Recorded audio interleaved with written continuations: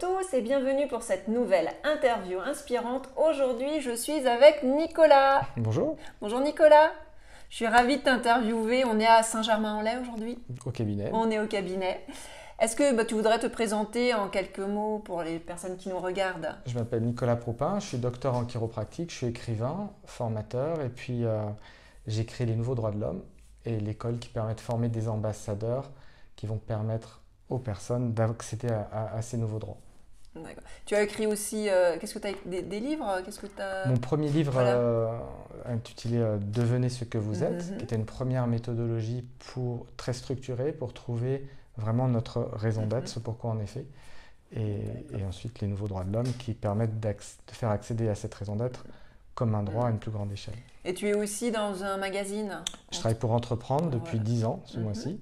Et donc on te retrouve tous les mois, tu fais... Tous les mois, l'idée est d'aider les entrepreneurs et les gens qui créent des choses en France pour s'occuper de leur santé, de la santé de leur entreprise. Donc on écrit sur le sujet et le lien entre les deux.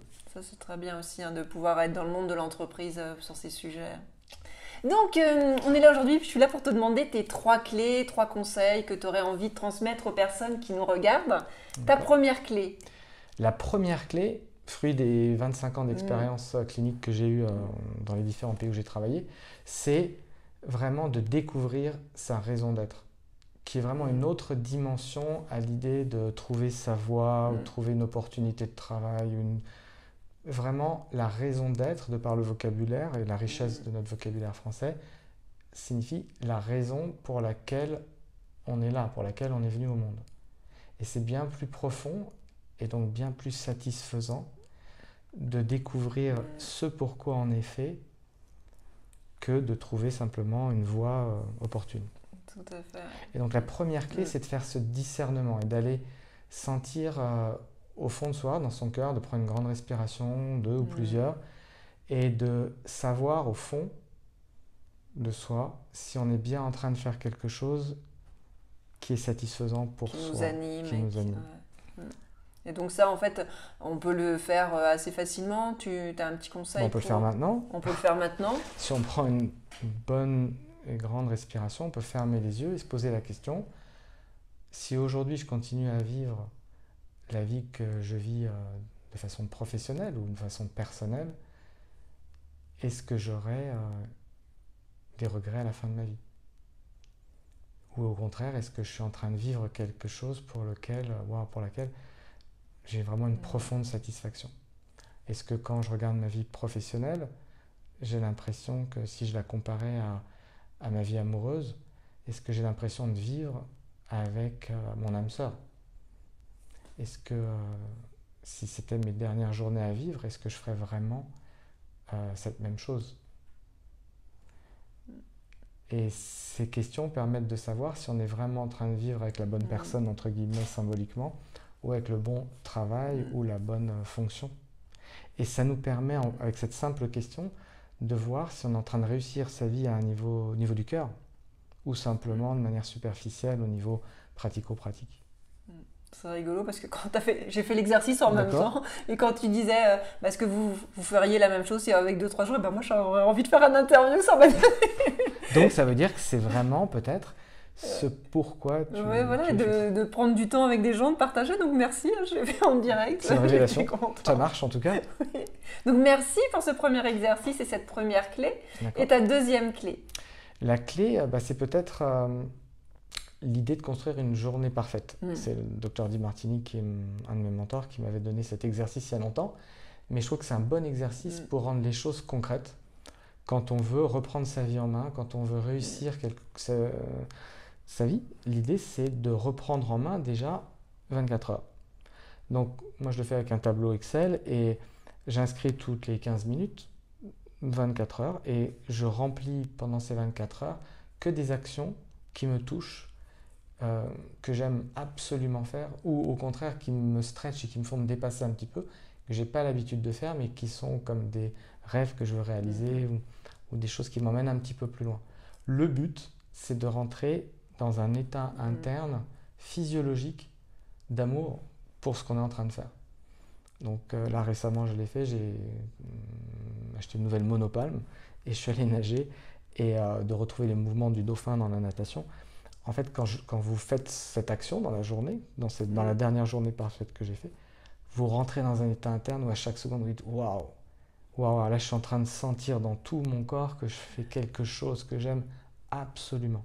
Et ensuite d'aller prendre ce que j'ai fait, un café avec la personne que j'aime absolument, dans l'endroit que j'aime absolument. Et physiologiquement, de cumuler, comme on enfile des perles pour faire un colis, de cumuler des actions ou des choses qui vous mettent dans cet état-là va vous permettre de stabiliser ce que j'appelais l'état interne, c'est-à-dire un état physiologique où votre cœur s'ouvre et où votre physiologie rentre dans une physiologie de rayonnement, comme une petite étoile. Donc vous avez l'impression de rayonner parce que vous simplement faites ce que vous aimez, avec qui vous aimez, où vous aimez et autres. Et l'idée, c'est l'art justement de le programmer en avance parce qu'il faut s'organiser et de tenir cet état ou de faire tenir cet état par des actions concrètes et cumulatives pendant 24 heures. Et ça va faire un stretch dans votre physiologie, dans votre tête, dans votre cœur, qui va faire que, waouh, vous allez dire, c'est possible de vivre dans un état interne de rayonnement. Et l'idée, c'est de cultiver cet état de rayonnement.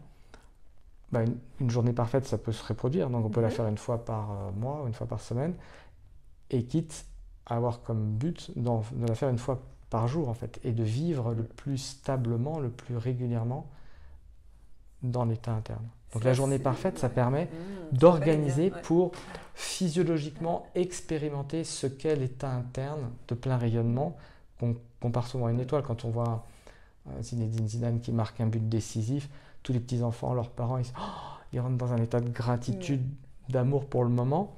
Cet état interne, pour moi, il devrait être accessible pour chaque être humain comme un droit, parce que dans cet état interne, on tombe moins malade.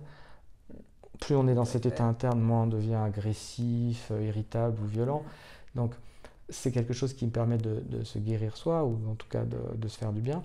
Et puis, quand on est dans cet état interne, c'est physiologiquement un peu contagieux. Et oui. Donc, quand on embrasse la personne qu'on aime et qu'on est soi-même dans cet état-là, elle a du mal à résister. Et tu l'irradies après. Voilà, et elle rentre dans cet état interne elle aussi.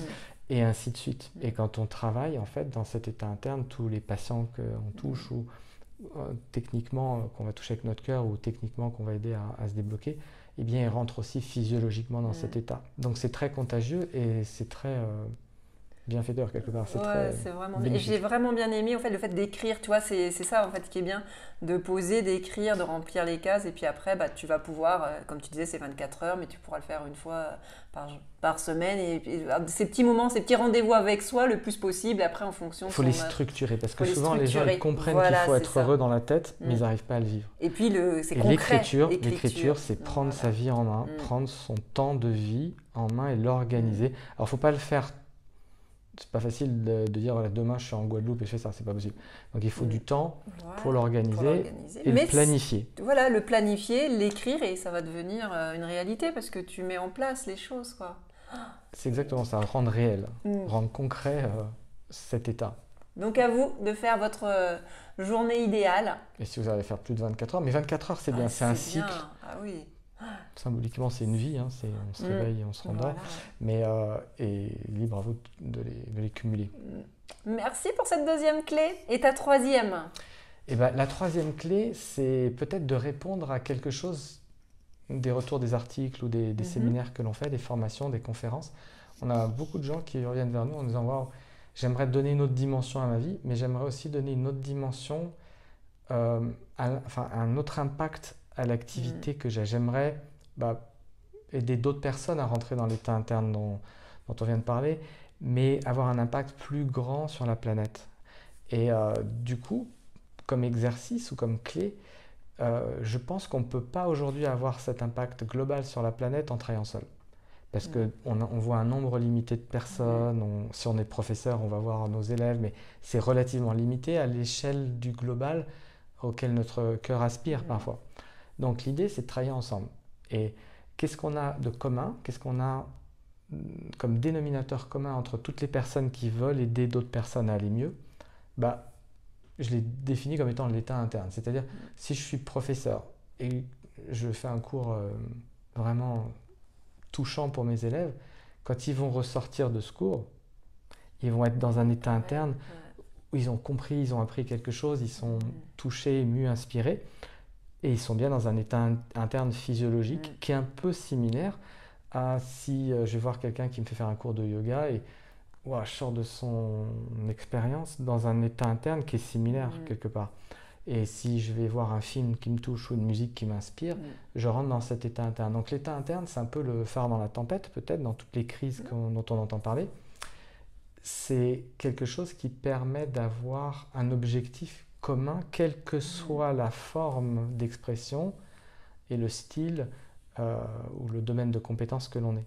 Donc on peut être professeur, thérapeute, musicien, artiste, on peut tous avoir comme objectif l'état interne. Et cet état interne permet à toutes les forces qui cherchent à faire quelque chose de constructif d'agir globalement. Tu vois, j'aime bien ce mouvement que tu fais. Ensemble, de travailler ensemble et de rendre les choses possibles. Donc ensemble, c'est possible parce que c'est pour moi la manière d'avoir un impact global, c'est de rendre les choses culturelles. Aujourd'hui, on ne vit pas dans une culture où on va à l'école pour nous dire Nicolas, tu vas aller à l'école pour trouver comment tu vas rentrer dans une profession qui va te mettre dans l'état interne. On ne va pas voir un thérapeute ou un médecin qui va me dire souvent Nicolas, tu es malade parce que tu n'as pas trouvé une vie qui te convienne et on va prendre un médicament pour que tu continues dans une vie qui ne te convient pas forcément. On mettra un pansement, justement. On mettra un pansement dessus, sans critiquer une approche autre, mais c'est un peu la culture dans laquelle on vit. Et l'idée, c'est toutes les personnes qui peuvent justement percevoir que ce dénominateur commun a quelque chose de positif ou de constructif ou de bienfaiteur pour les gens, eh bien, ça permet de construire justement un par un, profession par profession, élément par élément, cette physiologie qui est peut-être quelque chose de complètement objectif, qui est au-delà des philosophies, des religions, des manières de penser, qui est vraiment l'état physiologique dans lequel on est, entre guillemets, rayonnant ou plus heureux dans son existence. Merci pour cette troisième clé. Maintenant, j'aimerais que tu nous parles de Radius. Voilà, Radius. Alors, c'est votre mascotte. La mascotte de l'école, de l'état interne, en fait, l'idée c'est qu'on repositionne les nouveaux droits de l'homme qu'on a déposés en 2012 qui permettent en fait à chaque être humain de trouver sa raison d'être. On s'est aperçu que les droits de l'homme existants jusqu'à présent en 1789, en 1948, avaient tendance à proposer des aides extérieures aux gens qui leur permettaient de survivre dans des conditions hostiles ou dans des difficultés.